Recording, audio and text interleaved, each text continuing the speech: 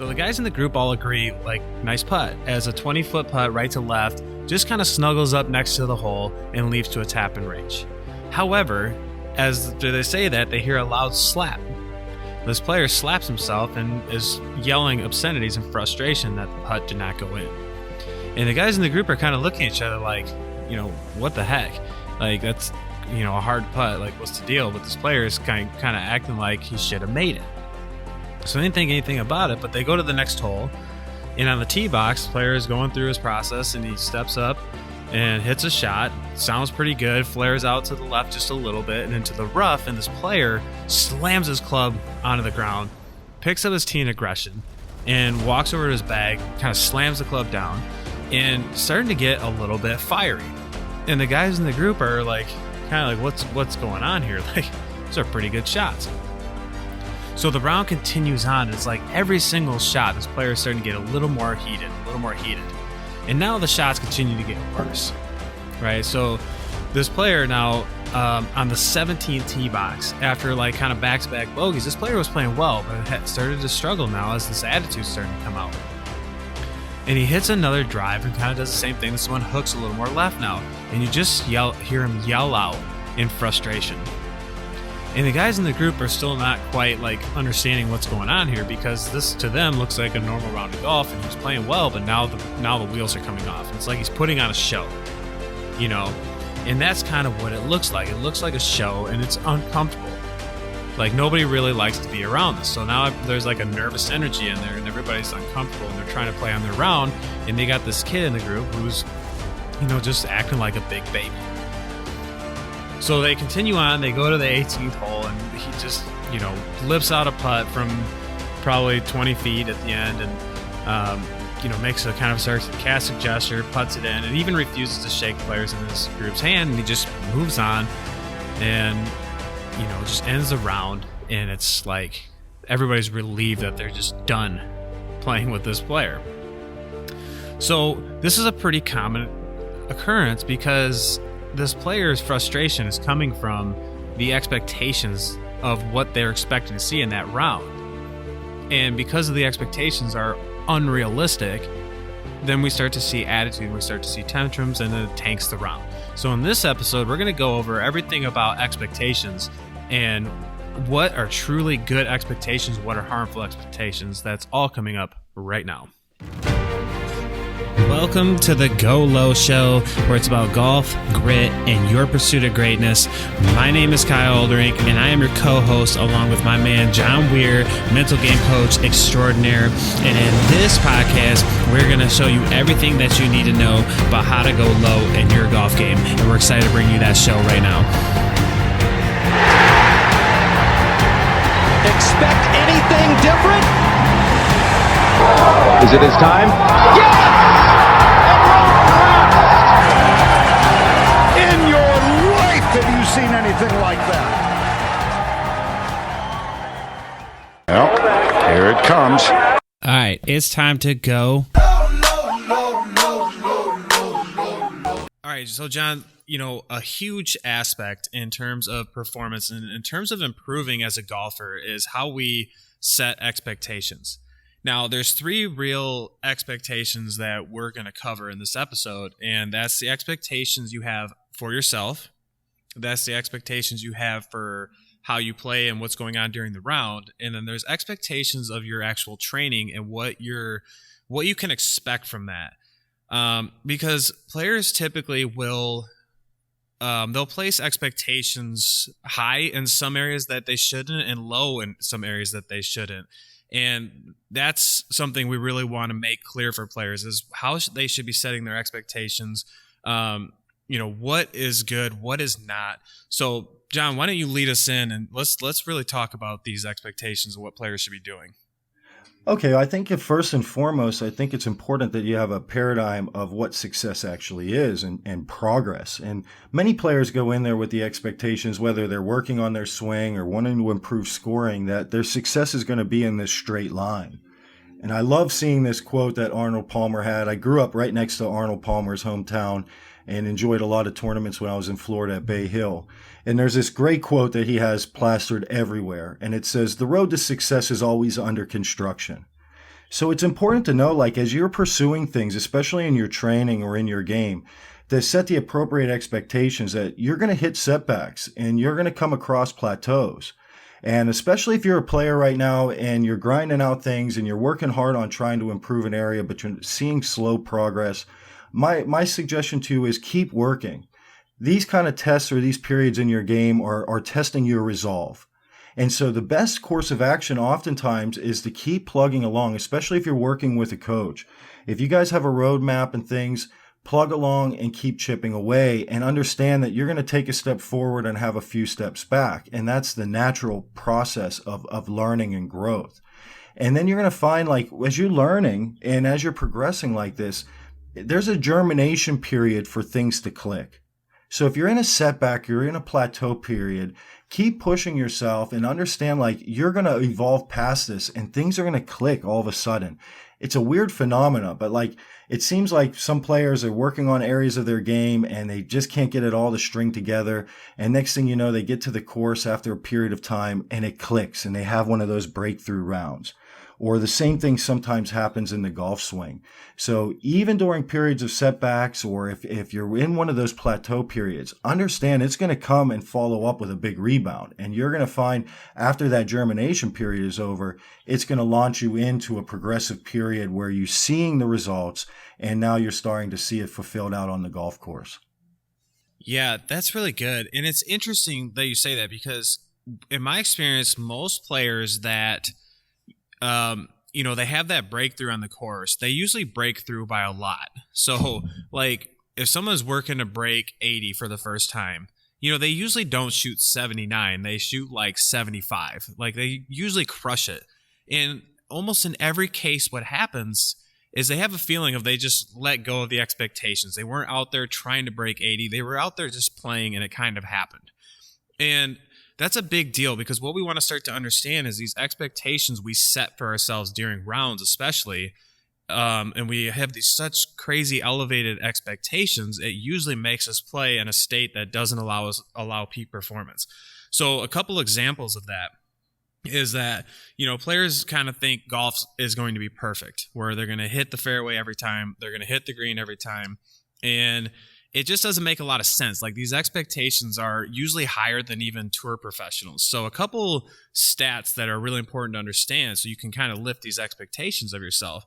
Number one, pros typically hit about 50% of fairways. Like, that's average on both tours, PGA and LPGA. They hit 50% of fairways. Like, that one usually blows players' minds. Another one that'll kind of blow your mind is that from 100 yards, a typical tour player, again, not the best in the world, but a typical average professional will average about 18 feet from the hole. Because, again, most players are seeing this on TV, and they're seeing professionals hit to tap-in range because they're seeing highlights. But the other thing is, like, aligning your expectations with a tour pro is probably not the best unless you're trying to break your way onto the tour and elevate your status. Would you agree? Yeah, 100%. And even there, you got to look at where those pros were at that appropriate stage in their development. So again, you have to kind of base your expectations on where you're at in that journey and addressing the right types of things in your training to get to that point. You could tell a lot of the players, Kyle, who have the expectations out of whack, like you're saying, they're expecting to hit every fairway or they're trying to go out and have this perfect round. And that's just going to set up a disastrous round. But you see, like, I like to kind of put them in two classes. You see players that like to throw tantrums, and then we see players that like to show their toughness. Now, the tantrum players out there, they're really showing, like, low self-esteem. What ends up happening is if you see a junior or collegiate player, even some pros, they go out and they start hitting poor shots. They try to go and put on this show, or maybe they'll express that negative behavior. I'll just call it a tantrum to be easy. They show that tantrum because they're trying to put a mask up, right? And hide their confidence and their insecurity as a player. They want to show the people, hey, this isn't up to my expectations. Look, I'm better than this. And so that's why I'm going to exhibit all this negative behavior. But all that really indicates to a high-level player is that there's a lot of insecurity and doubt in the game. And it shows that you're really not at that level yet mentally to really get it done. What you'll see the best in the world do, and if you're working at it, what you got to strive to be is showing your toughness. Now, if you look at guys like Dustin Johnson, he has this mental Teflon, right? They hit a poor shot, and what do? They don't show the tantrum. They show off their toughness by stepping up and performing another really good shot. If you look at Tiger, I mean, he wasn't always a great driver of the golf ball through his career. I mean, he was in the trees all over the place, but he always showed his toughness and his resolve by getting that next shot and was one of the best in the world at finding greens in regulation. So if you're a player out there who's throwing tantrums oftentimes or trying to put on this display, understand your expectations are definitely probably out of whack. And that's the thing that you want to take a look at and maybe rein down or maybe make some adjustments so that we can go out there and play with a better positive mental attitude, be able to handle things a lot better, and start really putting on a show of confidence, which is your toughness and your rebound capability. Yeah, that's perfect. Because something like I've really just understood after years of coaching is that players have a very low expectation of themselves in practice, and a low standard, and then they have these crazy high standards when they play, and that really needs to be flipped. Like, we got to raise our practice standards and what we're trying to accomplish and understand that that's part of the path, and just kind of let the expectations go on the course and let ourselves perform and do what we're practicing. So, John, why don't you take us into some of these things that we can control and get a little deeper into that? Sure. If you want to be a really high-level player, you have to put your expectations into controlling the controllable. I often see players who aren't performing to the standards that we know that they're capable of. Their expectations are going out to outcomes or results. And this is disastrous for performance because, again, it's taking us out of the present moment and it's taking away from what our real job is. Now, I got a lot of players through Q School, and one of the ways that we approached it was looking at Q School as a job interview. Right? Like going in there, you know that you can score and that you have the game good enough to even be at that level. So if you were going into a job interview and be one of the 40 applicants to make this high level job, what type of player do you need to be? How do you need to handle the adversity? What are the ways that we're going to approach each shot and have a system of going about it? These are the aspects that are getting you a lot more in touch with what your real job is. So in last year's Korn Ferry Q School, our job was to go out and have 100% processes. That was our number one goal. On every hole, we wanted to lock down a good decision and have 100% processes. Next, we wanted to handle our adversity and the situations we had come up with toughness. So we didn't want to have any negative attitudes. We wanted to know and expect that we were going to have mistakes and that we were going to have a few bad swings. But we put in a plan in effect on what we were going to do to control that situation and follow it up with a good one.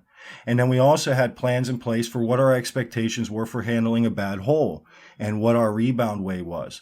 And we went through it really well. And of course, we had those weird situations that come up in every round that if our expectations were in perfection, it would have certainly blew it up. I mean, one hole, we hit a perfect 2-iron going into the green.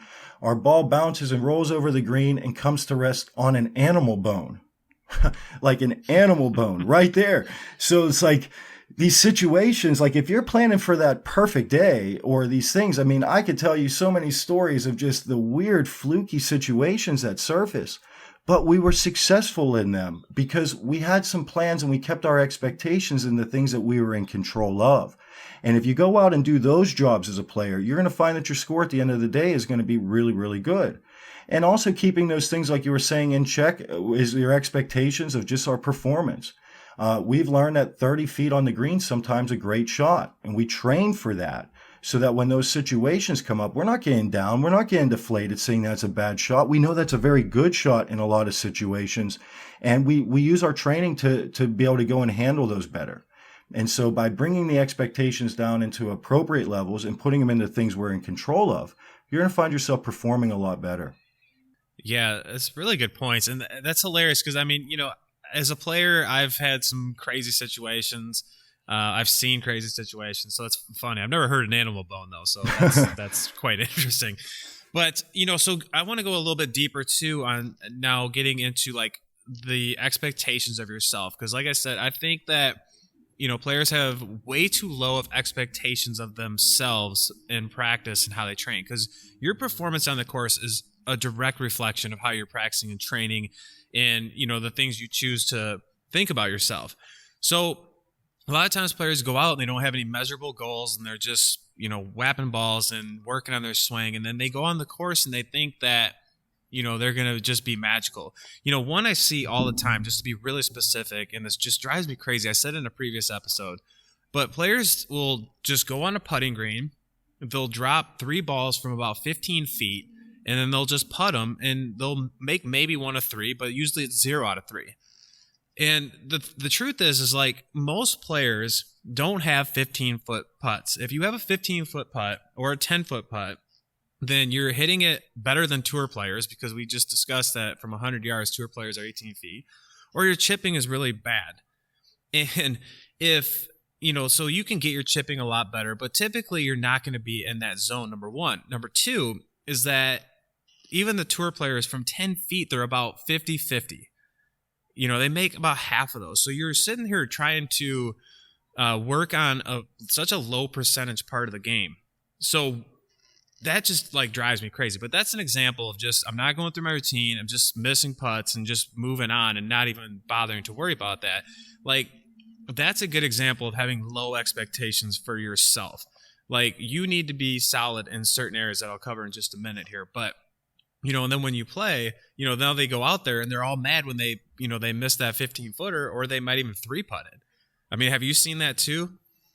Yeah, 100%. And, I think it goes back to some things we talked about also with the self-image. I think when you have the self-image of a champion and you're starting to really define what is it that those qualities and what are the things that champions are doing, you can see that elevated standard of practice is already there, right?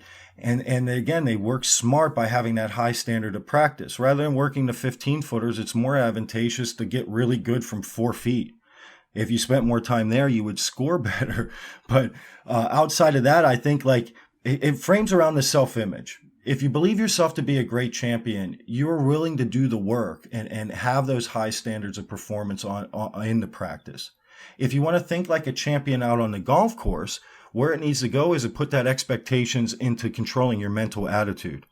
Because regardless of outcomes or circumstances, your attitude and the way that you're thinking and feeling on the golf course is your choice. Many people don't want to accept that. They want to rather disempower themselves and say, well, I had a bad result or I had some adversity and that's why I did this. But if you put your expectations in to say, hey, I'm responsible for controlling my attitude. And it's up to me to make sure I'm handling things and adjusting my thinking to be able to conquer situations that come up. I think that's the appropriate place to put your expectations. So I would encourage everybody to define like what type of player are you really committed to being? What are those qualities? How are you planning to handle adversity? Put your expectations more into the qualities that you can control. And if you start actively making that choice to see situations in a very positive light, you're going to find yourself being able to move through them a lot more successfully. If you start elevating the self-image, you're going to start seeing your standards of practice elevating and getting more appropriate. So those are just a couple ideas of to continue on those points. Yeah, I love it.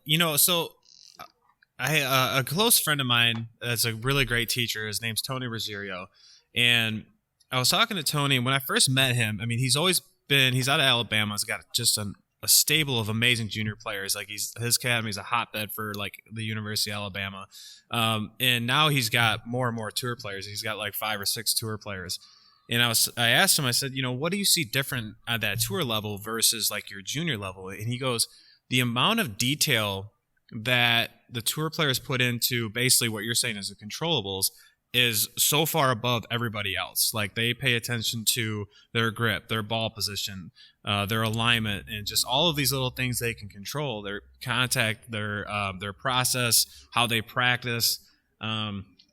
And I just thought that's kind of what we're talking about, but it's so perfect. But, here's a couple of zones, like going deeper into that I would say that most players really need to focus on and be good and have higher expectations in, and that would be 6 feet and in. So I was kind of discussing that the 15-footers, I tell most players in my academy don't even really spend a lot of time on that. Hit a couple to get feel for distance, but, you really got to be good from outside of 30 feet and inside of 6 feet if you're going to play good golf. So you want to be good at lag putting, and you need to have playable tee balls, but you have to understand, again, you can play well out of the rough. So you can't throw fits missing fairways. It's not that big of a deal.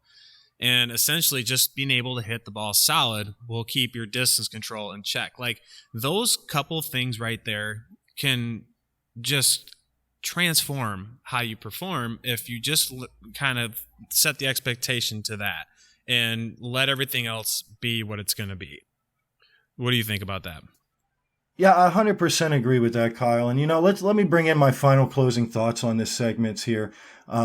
As a mental coach, my expectation, or what I want my players to put high expectation on, is their attitude and controlling the way that they're thinking on the course. So as I was mentioning, controlling the controllables, doing those things that are our job as a player. And again, to reinforce my expectations that I like to get across on players is we can expect our process to be solid. And that's really our first and foremost goal. As a player, that is something that is always in your direct control. You get to choose the types of decisions you're going to make. You get to choose how you're going to prepare for that shot. And again, we get to choose how we're thinking and feeling over the ball. So if you're working right and you're practicing your routine and your practice and you're grooving it in, you're going to find it translating and bringing it over to the course and having a lot of success. But that's the number one place to put your expectations on. As a player, if you lock that down and you do that at a consistent high level, you're going to have a really low score and you're going to start performing at a level that you're really going to want. Also, remember, your attitude is always your choice. I tell my players, make that commitment before you ever even step foot on the tee, the type of day you're going to have. Choose to handle adversity with confidence and toughness. Choose to go out there and believe in yourself. Make these decisions and make those choices prior to even getting into your warm-up. Choose the type of day you want to have, but understand your mindset and your emotions. It is your responsibility. Expect the best there. Expect yourself to be positive. Hold yourself to those standards. Expect yourself to be tough in situations that is demanding of that and when you're facing adversity. If you place your expectations into the controllables and to demanding the best of your attitude, you're going to find it bringing a lot of success into your game and into your life. Yeah. I mean, so it's wonderful points. And, I say a lot, like, you just got to let the universe take the wheel at a certain point, and you got to go out there and just do your thing. And again, it's easier said than done. Like, I always want to make that clear, but you got to let go a little bit, and you just got to go through and know. And this goes back to that practice though, when you're practicing great and you're really building and you're defining your stuff, like, when I do this, this is the outcome. And if that outcome's not there, then, something's afoot. But it's just like, you got to let go. You got to let the universe take over a little bit. And when we kind of squash these expectations, especially the hurtful ones, it's a whole different enjoyment. And you and I were talking about this even before the episode. It's like when you enjoy playing golf and it releases dopamine and the stuff in your body that's actually helps performance anyway. So having an enjoyment and having fun out there and enjoying the experience is already going to be a performance enhancer.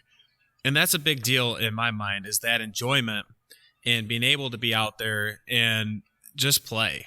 And typically when we do that and the expectations drop is when those scores go bonkers, really. So that's really my final points on this episode. Yeah, 100%. One last thing here. Go out and be an athlete a little bit, right? You go out and drop the expectations like Kyle's saying. Go out, be an athlete. Trust your toolbox. Trust your skill sets. Go out and play. Rather than getting in your own way with these false ideas or expectations or numbers that bog you down, release it. Go take on the challenges that are in front of you and focus on conquering it with your process. You're going to have a ton of fun and you're going to play great golf. All right, John, well, let's wrap it up there. And again, another great episode, and this is a really, really powerful one. Again, can't stress it enough. Understand these expectations. Take a little pressure off yourself, and it's going to change the game. So, thank you for tuning in. Don't forget to follow us on Instagram at The Go Low Show, and also on Facebook. Check us out at our website, www.thegolowshow.com. Again, submit your questions. We want to hear from you. We're here to help. And our goal is to help you really go low. So thanks again for tuning in. We'll see you in the next episode.